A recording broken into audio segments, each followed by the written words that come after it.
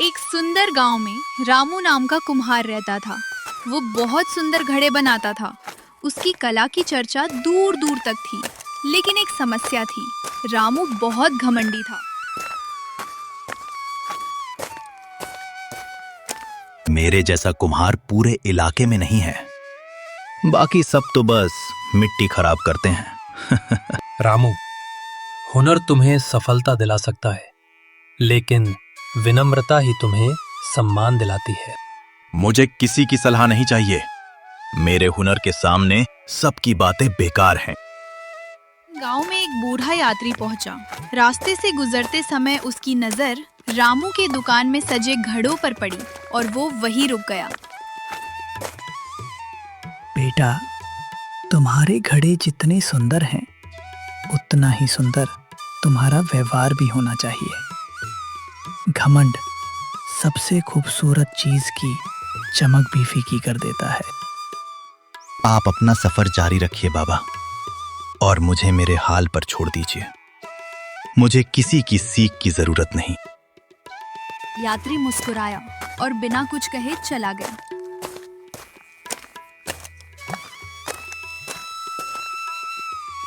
रामू ने देखा कि उसकी दुकान में एक नया घड़ा रखा है।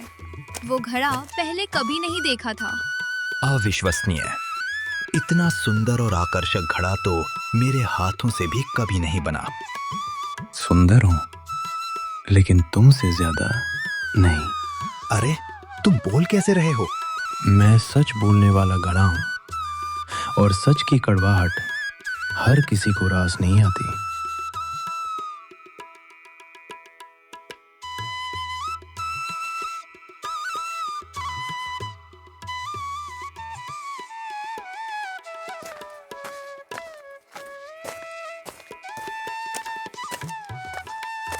रामू, तुम्हारे हाथों में तो जादू है। इतना सुंदर और आकर्षक घड़ा मैंने पहले कभी नहीं देखा। क्या ये घड़ा बेचने के लिए है? हाँ, ये बिकाऊ है, लेकिन इसकी कीमत चुकाना हर किसी के बस की बात नहीं। झूठ रामू, मेरी नहीं, तुम्हारे घमंड की कीमत आसमान छू रही है। क्या? तो तुम ग्राहकों से झूठ बोलकर उन्हें ठगते हो?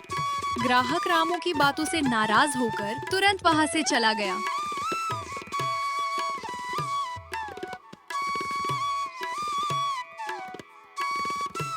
अगर तुम ऐसे ही बोलते रहे तो मेरी दुकान चौपट कर दोगे। मैं नहीं, तुम्हारा यही घमंड एक दिन तुम्हारी सारी खुशियां और सफलता छीन लेगा। धीरे धीरे लोग रामू की दुकान पर आना कम करने लगे। बाद रामू की कमाई बहुत कम हो गई।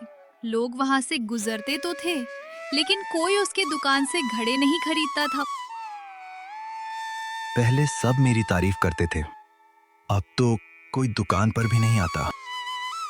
वो तारीफ तुम्हारे हुनर की करते थे, जिसे तुम्हारे घमंड ने बर्बाद कर दिया है।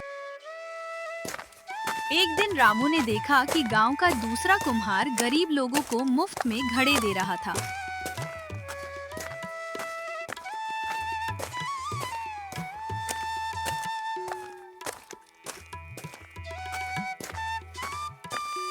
मुझे समझ नहीं आ रहा, तुम ऐसा क्यों कर रहे हो?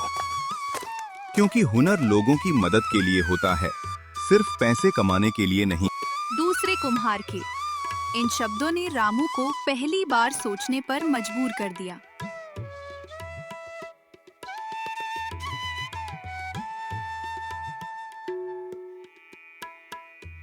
रामू ने गरीबों को मुफ्त घड़े देने शुरू किए।